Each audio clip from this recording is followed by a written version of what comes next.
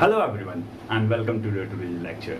And today we are going to discuss about the series and parallel combinations. So हम इसमें समझेंगे कि ये एक्चुअली में होता क्या है, कि कैसे सीरीज में रेसिस्टेंस बढ़ जाता है और क्यों पैरेलल में घट जाता है, इसके लॉजिक के बारे में समझेंगे पहले, और उसके बाद हम मैथमेटिकल पार्ट करेंगे कि उसका डेरिवेशन क्या है, उसका फॉर्मूला कैसे निकाला हमने। तो ये सारी चीज़ें आज हम करने जा रहे हैं। तो उसके पहले हमने बात क्या करी थी, तो हमने लास्ट वीडियो जो करा था अभी इसके जस्ट पहले, तो वो वीडियो हमारा जो पहले के 3 वीडियो जो हमने करे थे उसके बेसिस पे कुछ क्वेश्चंस हमने करे थे। रेसिस्टिविटी फैक्टर्स, किस पे रेसिस्टेंस डिपेंड करता है, तो लास्ट वीडियो ऐसे ही था। तो चलिए आज का बात शुरू करते हैं। तो उम्मीद कर रहा हूँ आप लोगों को मजा आ रहा होगा। चलिए शुरू करते हैं फिर। तो सबसे पहले हम कॉम्बिनेशंस को समझते हैं कि कैसे कॉम्बिनेशंस होते हैं, ठीक है।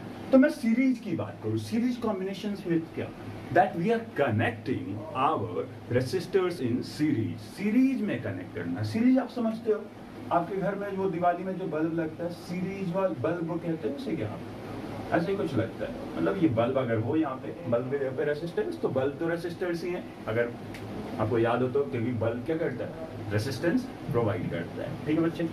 तो चलिए, तो यहाँ पे कनेक्टिविटी कर देते हैं पॉजिटिव टर्मिनल से नेगेटिव टर्मिनल की ओर, तो ऐसे करके करंट ऐसे पॉजिटिव डायरेक्शन से नेगेटिव डायरेक्शन की ओर बढ़ेगा।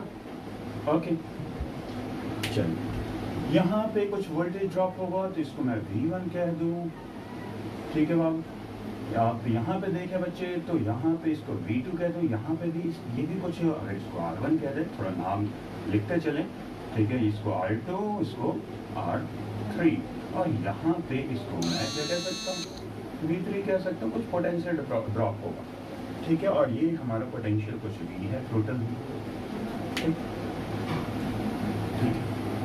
तो ये हमारा एक सीरीज में कनेक्शंस को रखा गया है। वहीं पे अगर पैरेलल में मैं बात करूँ, अभी ठीक है, अभी बहुत सारी बातें करने वाला हूँ, तो परेशान नहीं होना कि मैंने ये बात नहीं करी अभी, ठीक है। पैरेलल में रेसिस्टेंस रखने का मतलब क्या, कि मैं रेसिस्टर्स को एक ही कनेक्शन से, देख सकते हो आप, ये कनेक्शन जो है एक ही पोजीशन से ऐसे तारें जुड़ी हुई है। यहाँ पे ये देखो नोट्स हमारा, ठीक है, तो यहाँ पे तारें ऐसे जुड़ी हुई हैं, ठीक है। तो ये चीज, ठीक। अब यहाँ पे ठीक, अभी फिलहाल के लिए समझते हैं, आगे बात करते हैं। इसको भी नाम ऐसा लिख लेते हैं, R1, R2, R3, और ये पोटेंशियल दे रखा है, मान लो कुछ भी पोटेंशियल अप्लाई कर रखा है, ठीक है। तो ये सीरीज में रेसिस्टेंस कैसा है, सीरीज में, इसी वजह से इसका नाम सीरीज कनेक्शन है, ठीक है, सीरीज कॉम्बिनेशन कहते हैं। और ये देखो रेसिस्टेंस एक दूसरे को पैरेलल दिख रहा है, ठीक ना, दिख रहा है, अभी दिखेंगे, कभी कभी नहीं भी दिखेंगे, ठीक है। तो अभी समझ रहे हैं कि अभी दिख रहे हैं, हमें सब दिख रहे हैं। क्वेश्चंस ऐसे भी आएंगे कि बहुत हमें नहीं दिखेगा, हमें रिजॉल्व भी करना पड़ेगा, ठीक है। तो फिलहाल के लिए तो दिख रहे हैं, और ये हमारे सीरीज कनेक्शंस हैं और पैरेलल कनेक्शंस। जरा इन कनेक्शंस को बड़ा ध्यान से देखते हैं हम लोग। तो अगर सीरीज के कनेक्शन को देखूंगा तो देखिए जरा ऐसे कैसे है, ये देखिए, ये वैसा रास्ता है जिस रास्ते में इलेक्ट्रॉन्स को बार बार ये रेसिस्टेंस आ रहे हैं, इस रास्ते में बार बार रेसिस्टेंस आ रहे हैं। फॉर एग्जाम्पल, आप रोड पे चल रहे हो और बार बार जाम मिल रहा है, अभी यहाँ चले इतना सारा जाम, गूगल मैप्स खोल के देखो तो रेड लाइन दिखाता है, उस पर जाम जहाँ रहता है, ठीक है ना। तो ये यहाँ चला मैं, फिर जाम, फिर यहाँ चला मैं, फिर जाम, फिर यहाँ चला मैं, फिर जाम, तो क्या हो रहा है, मेरा टाइम ज्यादा कंज्यूम होगा। तो सेम उसी के साथ इसी तरीके से जो रेसिस्टेंस बार बार आ रहा है, इसके वजह से क्या होता है, यहाँ पे रेसिस्टेंस बढ़ जाता है। अब फॉर इंस्टेंस अब समझते हैं, यहाँ पे पैरेलल कॉम्बिनेशन में रेसिस्टेंस घट जाते हैं, क्यों घटते हैं इसको समझते हैं। हाँ, तो जरा देखिए, यहाँ से आ रहे थे 3 रास्ते हैं, अब पहले तो एक ही रास्ता था, लेकिन अब 3 रास्ता है, तो क्या होगा, अगर यहाँ के कंपैरिजन में देखा, अगर सिर्फ एक रास्ते से सब लोग जाएं या 3 रास्ते से जाएं, अगर आपके पास 3 रास्ता है तो भीड़ कम होगी, कम होगी, ठीक है। तो देखिए, अभी कुछ लोग इधर से निकल लेंगे, कुछ लोग इधर से निकल लेंगे, कुछ लोग इधर से निकल लेंगे, और वापस फिर से आके इस रास्ते में मिल जाएंगे जहाँ पर रेसिस्टेंस नहीं है, ठीक है, जहाँ भीड़ नहीं है, ठीक है। तो ये चीज है, ठीक। तो सीरीज में अब आपको आई थिंक याद रहेगा कि सीरीज कनेक्शन में रेसिस्टेंस क्या होता है, बढ़ता है, और पैरेलल कनेक्शन में रेसिस्टेंस कम होगा। नहीं होगा तो रास्ते पे चल लेना है, रास्ते पे चल लेंगे, पता चल जाएगा कि रेसिस्टेंस कम होगा या ज्यादा होगा। इतनी कहानी समझ में आई। चलिए, अब एक बात याद रखना है हमेशा आपको, ठीक है, जो कि मैं कह दे रहा हूँ, क्योंकि बार बार हम लोग ना जब प्रॉब्लम बनाएंगे तो हमारे दिमाग में इतना बार बार, हालांकि प्रैक्टिस करते करते याद हो जाएगा, बट फिलहाल के लिए याद कर लीजिए, जो करंट होता है वो सीरीज कॉम्बिनेशन में हमेशा कांस्टेंट रहता है, वहीं वोल्टेज डिवीजन होता है। ठीक, मैं लिख रहा हूं, यहाँ पे लिख रहा हूं, करंट कांस्टेंट, कांस्टेंट नहीं, कांस्टेंट नहीं, डू नॉट डिवाइड लिख देते, ज्यादा अच्छा है, डू नॉट डिवाइड।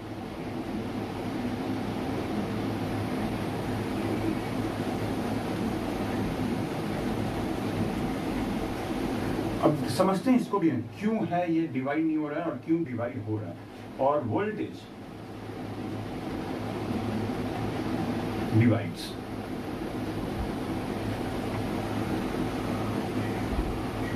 याद रखना है, सीरीज में current do not divide, voltage divides, याद रहेगा। चलिए इसमें देखते हैं, तो इसमें क्या होगा, इसमें है हमारे पास करंट, तो ये करंट के लिए अगर मैं लिखूं तो करंट मैं आई लिख रहा हूं, ठीक है, करंट क्या होगा, डिवाइड करेगा, ओके बच्चे, और यहां वोल्टेज V जो है डू नॉट डिवाइड।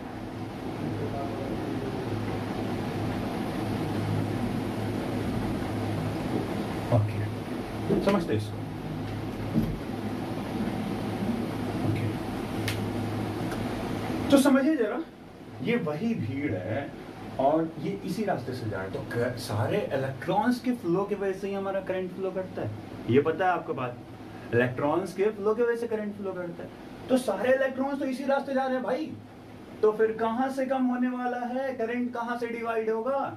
बट यहां देखें हम, तो सारा जो करंट है वो कोई इस रास्ते निकल रहा है, कुछ इस रास्ते निकल रहा है, कुछ इस रास्ते निकल रहा है, और एक बहुत अच्छा रिलेशन देखने को मिलेगा, ये अभी से ही इंस्टीट्यूशन आप ग्रो कर सकते हैं कि जितना ज्यादा रेसिस्टेंस होगा उधर से लोग कम जाएंगे, ठीक है, हम लोग इसको चेक करके देखेंगे बाद में, प्रॉब्लम्स जब बनाएंगे, जिसका रेसिस्टेंस ज्यादा होगा उधर से करंट कम जाएगा, ठीक है ना, बाद में इसको चेक करेंगे, आप अभी चेक करें, चलिए चेक करते हैं। देखिए, अगर मैं V इक्वल्स टू क्या करूं, मैं सॉरी, हमारे पास क्या होता है, I equals to V by R, तो देखिए I और R इनवर्सली प्रोपोर्शनल हैं, तो मतलब अगर रेसिस्टेंस बढ़ता जाएगा, रेसिस्टेंस बढ़ता जाएगा तो करंट क्या होगा, घटेगा, करंट घटेगा, ठीक है, रेसिस्टेंस बढ़ाते जाएं तो करंट कम होता जाएगा, होता जाएगा। तो ये थी कहानियाँ, मतलब कह सकते हैं, आपको कहानी अगर अच्छी लगी या कॉन्सेप्ट समझ में आया, मैं तो इसको कहानी ही की तरह समझता हूँ, ये मेरे लिए कहानियाँ हैं, मैं इनको किस्सा कहानी कहता हूँ और समझता हूँ ऐसे। तो चलिए, ये किस्सा कहानी आपको उम्मीद करता हूँ समझ में आया, ठीक है। तो क्या क्या सीखा अभी हमने सीखा कि इसमें current through out the circuit same रहेगा, बट वोल्टेज डिवीजन होगा,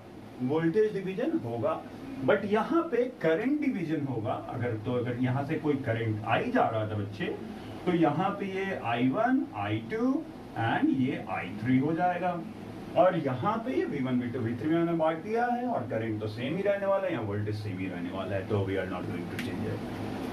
ओके, समझ में आया यहाँ तक?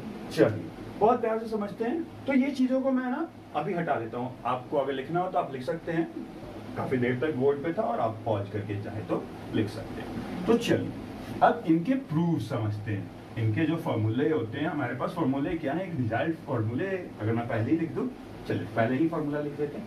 अभी तक हमें फॉर्मूला से क्या, अभी तक अगर जो भी हमने चीजें पढ़ी, इससे हमें क्या समझ में आया कि इसमें सीरीज कनेक्शन में, ये सीरीज कनेक्शन है, ठीक है, एंड ये पैरेलल है।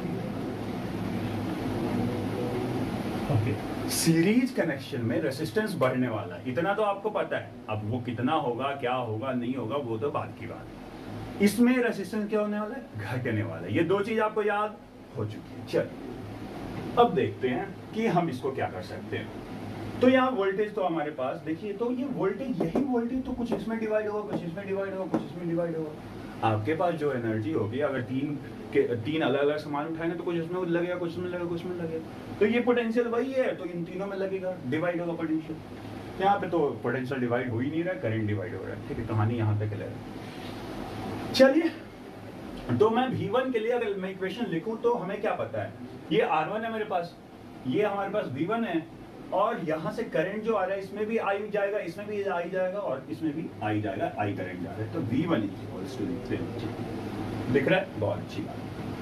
V1 is equals to I R1 prove कर रहे हैं। ठीक है, जो आपको V2 इज इक्वल्स टू क्या करना चाहिए, तो आई R2। देखिए समझ लेते एक बार, नहीं तो फिर कहेंगे कि समझाए नहीं सर ने। तो देखिए यहाँ पे V2 है, और यहाँ से करंट आई इसमें भी जा रहा है, इसमें भी आ रहा है। मैंने पहले ही कह दिया कि आई सब में जा रहा है। ठीक, और V3 इज इक्वल्स टू क्या हो जाएगा, आई R3।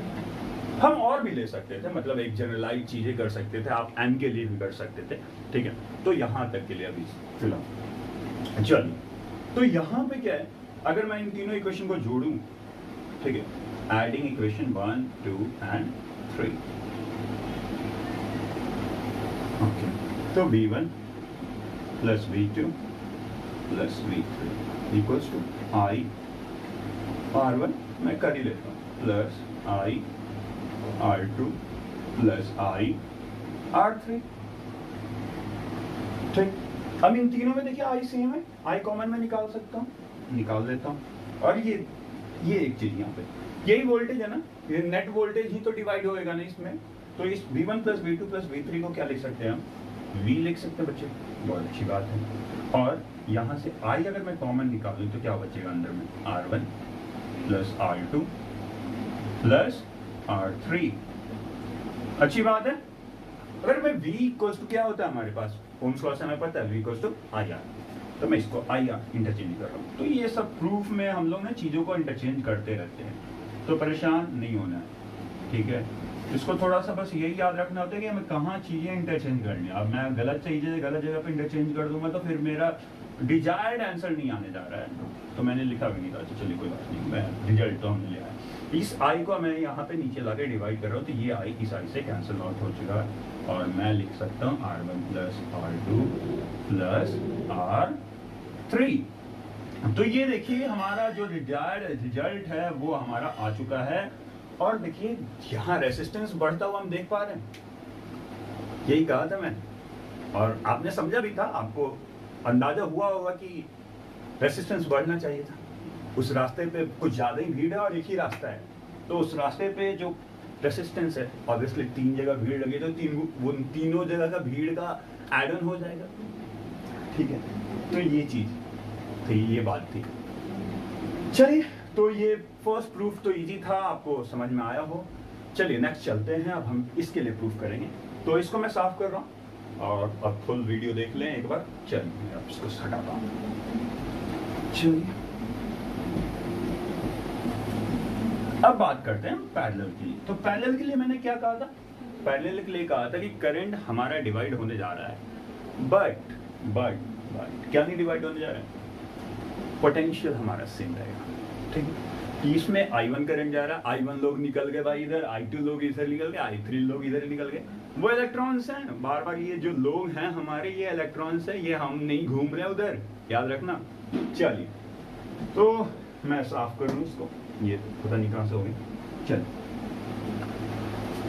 तो I1 मैं इक्वेशन किसके लिए लिख रहा हूं, करंट के लिए लिख रहा हूं। तो I1 अगर मैं V इक्वल्स टू IR यहाँ पे लिख देता हूँ ताकि आप कंफ्यूज ना हो। ठीक है, तो I इक्वल्स टू क्या हो जाएगा बच्चे, I equals to V by R। ठीक है बाबू, चलिए। तो इस बार हमारा ये वोल्टेज जो है ना वो सब टाइम सेम रहने वाला है। तो I1 इक्वल्स टू लिखो तो क्या लिख सकता हूँ मैं, V by R1। I2 is equals to लिखो तो V by R2। I3 is equals to लिखो तो V by R3। 1, 2 and 3. Okay, adding all these 3 equations again, तो I1 plus I2 plus I3, यही करंट तो यहाँ बचा है ना 3 पार्ट में बच्चे। देखिए ये 3 पार्ट यही तो बचा है, यही पॉइंट से ऐसे बट गया इसमें। तो देखिए इन तीनों को मैं ऐड करूँ तो क्या आ जाएगा, I1 plus I2 plus I3। तो अगर इसमें मैं डायरेक्ट लिख दूँ तो कोई दिक्कत होनी नहीं चाहिए, बट चलिए मैं कर ही देता हूँ, फिर कहीं आप गुस्सा हो जाओ। चलिए तो I1 plus I2 plus I3, okay, ये V1 भी R1 plus V R2 plus V R3, I1 plus I2 plus I3, इन तीनों को ऐड करूँ तो क्या I, ठीक है, ओके, इक्वल्स टू, इस सब में V कॉमन है, ऊपर से V निकाल लूँ मैं, V निकाल लेता हूँ, तो अभी क्या बचा R1 plus 1 by R2 plus 1 by R3।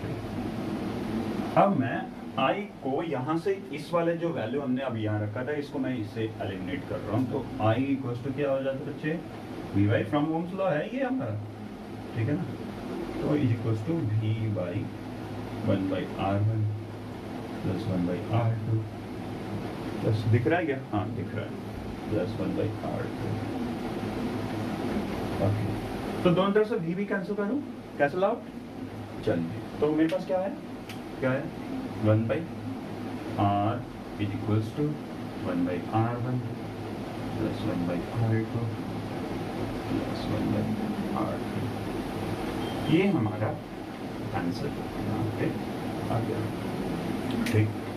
तो दूसरी इंपॉर्टेंट बात ये है इसमें कहने के लिए कि ये याद रखना, रिजल्ट तो यहाँ पे हमें निकालना है, बट इसका रिसिप्रोकल करके ही हमें ये रेजिस्टेंस लेना है, ऐसे नहीं कि मैंने वही ले दिया और वही रख दिया आंसर में, नहीं, इसका बाद में रिसिप्रोकल करना। तो हम प्रॉब्लम इस पे करेंगे अभी, जस्ट इसके बाद वाले लेक्चर में हम इस पे प्रॉब्लम करेंगे और चीज़ों को समझेंगे, ओके।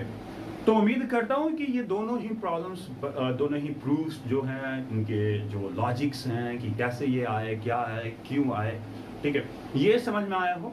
और इस पे अब सोच रहा हूँ कि कम से कम दो चार मतलब चार कम पे 4 या 5 जो भी कर ले, कुछ भी कर ले, छोड़ो, कुछ सम्स और लेके आते हैं इस पे नेक्स्ट वीडियो में, और इस पे और डिस्कशन करते हैं ताकि कॉन्सेप्ट्स को हम अच्छे से क्लियर कर पाएँ, ओके। और उम्मीद करता हूँ आपको मज़ा भी आ रहा होगा इक्वली, तो तब तक के लिए अपना ख्याल रखें और ऐसे ही सपोर्ट करते रहें, अच्छा लगता है जब आप सपोर्ट करते हैं, ओके। तब तक के लिए ख्याल रखें, जय हिंद, जय भारत।